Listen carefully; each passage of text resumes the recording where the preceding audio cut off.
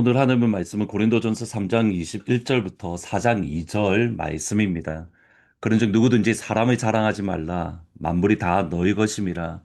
바울이나 아볼로나 게바나 세계나 생명이나 사망이나 지금 것이나 장래 것이나 다 너희의 것이요 너희는 그리스도의 것이요 그리스도는 하나님의 것이니라. 4장 1절에 사람이 마땅히 우리를 그리스도의 일꾼이요 하나님의 비밀을 맡은 자로 여길지어다. 그리고 맡은 자들이 구할 것은 충성이니라.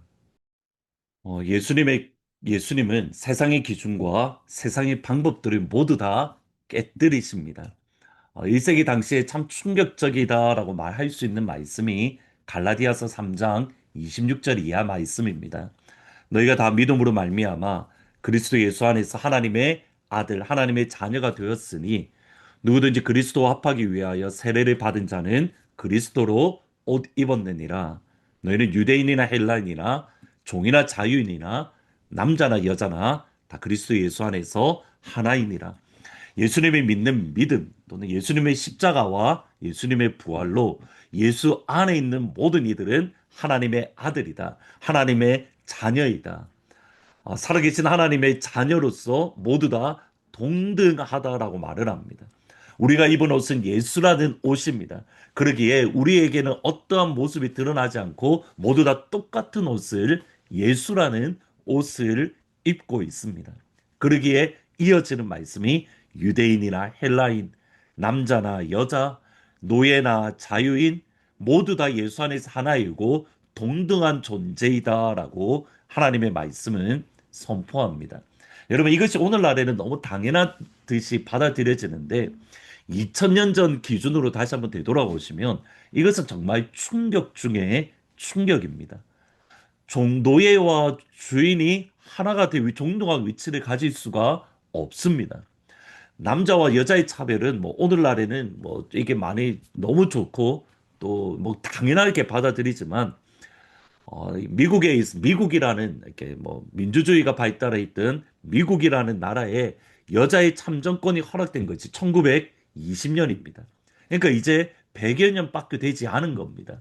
근데 2000년 전의 복음은 남자와 여자가 동등하다. 그리고 노예와 주인이 똑같다. 헬라인이나 유대인이나 모두 다 동등하다. 복음 안에서 차별이 없다라고 분명하게 선언하고 있는 겁니다. 왜냐하면 모두가 하나님의 자녀이기 때문에 예수 안에서 모두가 하나님의 자녀이고 하나님의 백성이고 하나님의 사랑하는 주님의 자녀이기 때문에 이런 관점에서 이렇게 한국의 초대 교회 그러니까 일제 강점기 시대 때에 한국 교회는 정말 모범적인 교회라고 말할 수 있습니다. 예를 들어서 김제라는 곳에 금산교회라는 곳이 있습니다. 전라북도 김제의 대지주였던 조독삼이라는 사람은 정말 남부를 것 없는 대부호, 정말 많은 것을 가졌던 부자, 사람들에게 알려질 만큼 부자였습니다. 반면에 이자익이라는 청년은 경상도에서 고아가 되어서 먹고 살기 위해서 길을 헤매다가 방금 말씀드렸던 조독삼이라는 사람의 말을 돌보는 하인으로 들어왔습니다. 세상의 눈으로 보면 두 사람은 극과 극입니다. 한 사람은 양반이고 또 한 사람은 주인이고 다른 한 사람은 노예이고 다른 한 사람은 천민이고 넘을 수 없는 벽, 신분의 벽도 있지만 물질의 벽도 있고 뭐 모든 것에 있어서 이렇게 넘을 수 없는 그 당시 뭐 조선 시대를 이렇게 일제 시대를 생각하면 넘을 수 없는 벽들이 있습니다. 근데 그때의 테이트라는 선교사님에 의해서 두 사람 모두 예수님을 믿게 되었고 함께 세례를 받았습니다. 복음이 들어가자 그 가운데 놀라운 일들이 일어납니다. 세상의 신분으로는 주인과 노예의 관계이지만 교회 안에서는 주 안에서 한 형제가 된 겁니다. 조독삼이라는 영수는 자신의 사랑방을 내어주어서 교회를 시작을 했고 자신의 하인인 이자익과 함께 하나님의 말씀을 들었습니다. 이제 시간이 되어서 금제의 금산교회에 교회를 이끌어갈 장로님, 그러니까 교회 최초로 장로님을 뽑아야 되는 상황이 열렸습니다. 당연히 이제 온 교회는 교회의 모든 재정들을 감당하고 있고 또 품격이 높았던 조덕삼이 장로가 될 것이다. 주인이니까 아무래도 모든 것을 내어 주었으니까 그가 당연히 장로가 될 거다라고 생각했습니다. 근데 투표 결과는 주인인 조덕삼은 떨어지고 말을 돌보았던 이자익의 장로로 선출된 겁니다. 교회에서 이제 난리가 난 겁니다. 이 일이 어떻게 될까? 아무리 교회지만 상전 주인이 떨어지고 노종이 장로가 되다니 이제 교회는 깨어졌다.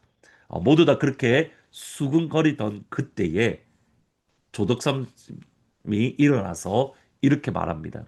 교인 여러분, 우리 금산교회 교인들은 참으로 훌륭한 일을 해내었습니다. 저희 집 마부 이자익 영수는 저보다 신앙의 열정이 대단한 사람입니다. 그를 장로로 선택한 것은 하나님의 뜻입니다. 저는 교회 결정을 존중하고 이자익 장로님을 잘 받들어 교회를 섬기겠습니다. 그냥 말로만 끝난 것이 아니라 여전히 집에서는 마부이지만 주일날 교회에서는 조독삼은 이자익을 장로로서 깍듯하게 섬겼다라고 합니다. 더 놀라운 것은 조덕삼 영수는 이자익 장로의 영적인로 충만한 것을 바라보고 그를 평양신학교로 보내어서 그가 목사가 될 수 있도록 목회자로 안수받을 수 있도록 학비와 생활비 전부를 지원을 했고 그가 목회사로 안수를 받았을 때에 다시 그 모교회 금산교회의 담임 목사로 그를 모셨습니다. 이후에 그가 장로가 되었는데 장로님으로서 이자익 목사님의 목회에 순종하며 교회를 아름답게 섬겼다라고 합니다. 이것이 복음이 진짜 들어간 곳에 일어나는 일들입니다. 복음은 인간의 모든 장벽들이 다 깨뜨리는 그러한 역사가 일어날 줄 믿습니다. 반면에 복음이 깨어지고 예수님이 사라지고 십자가가 쇠퇴하면 예수님과 복음이 무너뜨렸던 사람의 장벽, 사람의 기준이 다시 세워집니다. 고린도 교회가 그렇습니다. 고린도 교회, 바울이 볼 때 고린도 교회가 가졌던 큰 문제 중에 하나는 뭐냐면 세상의 기준, 세상의 장벽이 다시 교회 안으로 들어와서 교회의 스탠다드가 되었다라는 겁니다. 소위 세속화입니다. 대표적인 것이 1장 11절 이하에 보시면 내 형제들아 근로의 지편으로 너희에 대한 말이 내게 들리니 곧 너희 가운데 분쟁이 있다는 것이라 내가 이것을 말하거니와 너희가 각각 이르되 나는 바울에게 나는 아볼로에게 나는 게바에게 나는 그리스도에게 속한 자라 한다는 것이니 그리스도께서 어찌 나누셨느냐 바울이 너희를 위하여 십자가에 못 박혔으며 바울의 이름으로 너희가 세례를 받았느냐. 고린도 교회의 기준은 뭐냐면 누구에게 세례를 받았는가, 내가 누구를 통해서 예수를 믿게 되었고 내가 어느 줄에 서 있는가, 그것이 교회의 기준이 된 겁니다. 예를 들면 이런 겁니다. 나는 바울에게서 세례를 받았으니까 내가 우리 교회에서 제일 영적으로 충만하고 내가 가장 영성이 가득해. 나는 예수님의 수제자인 베드로에게 세례를 받았으니까 내가 진짜 예수님의 계보를 읽는 그러한 영적인 사람이야. 나는 우리 교회에서 설교를 잘하는 아볼로 목사님에게서 은혜를 받았으니 내가 우리 교회에서 가장 높아. 사실 이것은 이 당시 그리스의 문화 중에 하나입니다. 뭐 굳이 예를 들면 이런 겁니다. 소크라테스의 제자가 다른 사람들의 제자보다 더 높습니다. 더 존중받는 겁니다. 그 기준이 교회 안으로 들어와서 서로 누가 더 높은가 그것을 서로 따지고 분쟁하고 분열하고 있었던 겁니다. 여기에 대해서 바울은 단호합니다. 주님께서 나를 너희에게 보낸 것은 세례를 주기 위함이 아니라 너희가 예수의 사람이 되기를 위함이다. 너희가 진짜 붙들어야 될 것은 예수밖에 없다. 너희에게 복음을 전해준 사람이 아니라 너희 그 복음을 전해주었던 주체, 실제로 그들을 보내고 그들이 선포했던 예수를 붙들어야 된다. 이렇게 말을 합니다. 21절 이하에 보시면 그런즉 누구든지 사람을 자랑하지 마라. 만물이 다 너희 것임이라. 바울이나 아볼로나 게바나 세계나 생명이나 사망이나 지금 것이나 장래 것이나 다 너희 것이요 너희는 그리스도의 것이요 그리스도는 하나님의 것이라. 본질은 예수라는 겁니다. 본질은 하나님이라는 겁니다. 초점을 어디에 맞추고 있는가? 내가 누구에게 세례를 받고 내가 누구를 통해서 믿었고 너희들의 모습 전혀 상관이 없다고. 너희들이 부유하든지 낮든지 너희가 주인이든지 노예이든지 너희들이 똑똑하든지 많이 배우지 않았든지 너희들이 바울에게서 세례를 받았든 베드로에게서 받았든 아볼로에게서 받았든 아무 상관이 없고 너희는 전적으로 예수의 것이고 예수님은 하나님의 것이고 초점은 예수님에게 초점은 하나님에게 예수 안에서 세상에 있는 모든 기준들이 다 사라지고 예수 외에는 다른 것들이 다 사라지고 복음 외에는 모든 것들이 없어져야 됩니다. 근데 여기에 우리가 주의해야 될 또 다른 반대의 극단이 있습니다. 주의 복음을 전했던 사람을 무시하면 되는 것은 아닙니다. 하나님이 그들을 보냈기에 그들을 소중하게 대하는 것. 그것이 4장 1절 2절입니다. 사람이 마땅히 우리를 그리스도의 일꾼이요 하나님의 비밀을 맡은 자로 여길 것이라. 그리고 맡은 자들이 구할 것은 충성이라. 교회 입장에서는 하나님의 보내신 목회자를 하나님의 일꾼이고 하나님의 비밀을 맡은 자로 소중하게 대하는 것. 갈라디아에서 보면 마치 천사처럼 또는 너희 눈이라도 내어 주었을 것이다. 소중하게 대하는 것은 교회의 역할이고 맡은 자들, 목회자들은 충성스러운 것. 그것은 목회자의 역할입니다. 서로가 서로를 주 안에서 존중하고 높여주는 것. 이것이 주님께서 원하시는 교회의 모습입니다. 우리 교회를 다뤄도 교회뿐만 아니라 이거는 우리의 가정, 우리의 직장에서도 동일합니다. 과연 누가 나타나고 있고 누가 드러나고 있는가?